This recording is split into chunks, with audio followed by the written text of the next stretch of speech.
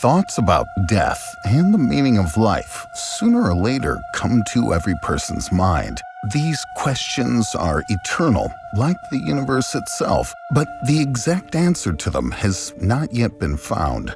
During their lifetime, many think what kind of epitaph will be engraved on their grave monument, what relatives will remember during the civil memorial service, and most importantly, they're waiting with fear for the X hour. The fear of death, if it is not turned into thanatophobia, is useful. Spurred on by it, a person strives to live more fully, to start a family, write a novel, make a film. The feeling of fear gives spice to life, like sex on the windowsill of the 18th floor.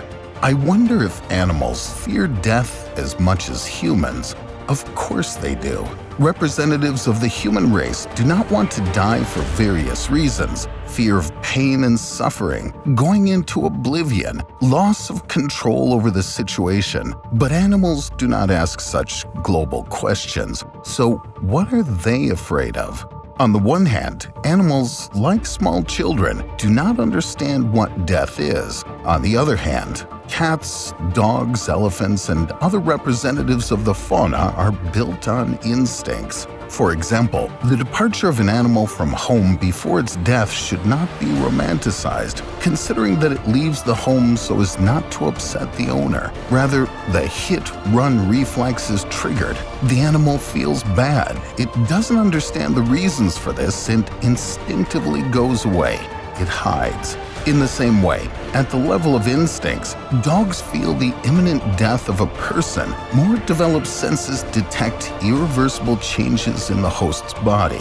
Summarizing, we can say that the instinctive fear of death is present in all developed beings. It's provoked by a change in state and the release of a large dose of adrenaline.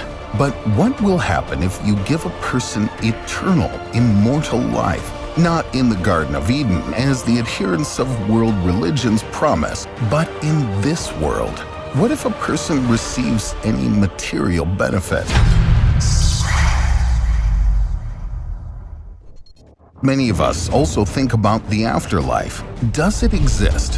What is it? Since ancient times, people believed in the existence of another world into which the dead fall. Paradise, Elysium, Gehenna Fiery, the Kingdom of Hades, Valhalla. At all times, it was important for a person to believe that he would not die, and after his death, we are waiting for the continuation. For this reason, all nations dreamed of finding a way to cheat death. That's why, during the existence of mankind, the frantic search for the elixir of immortality does not stop. Significant progress has been made on this issue. Understanding the significance of chromosomal telomeres made it obvious that if not immortality, then a very long life expectancy for a person will soon be provided. Without going into the details of the process, by the way, telomeres were mentioned in one of the previous videos. Let's ask ourselves the question, what will happen if a person becomes immortal? In many dystopian novels, this topic has been repeatedly exaggerated.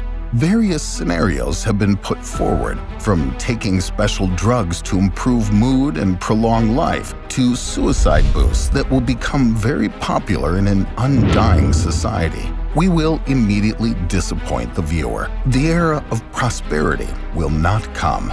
In the end, immortal workers, watchmen, orderlies, janitors will come to the conclusion that suicide is the best way out of a protracted life.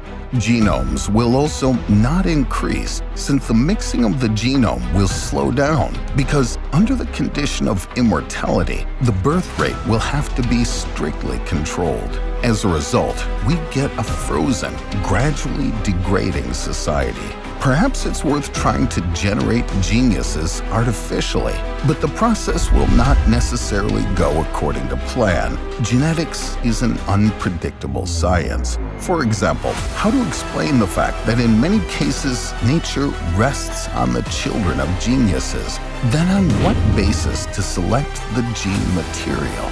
this is just the tip of the iceberg. Before gaining immortality, society must be seriously transformed, both socially and psychologically. In the meantime, we'll be born pre-sentenced to death, delayed for several decades. I would like to ask one more sacramental question, over which philosophers have struggled for centuries. What is the meaning of human existence?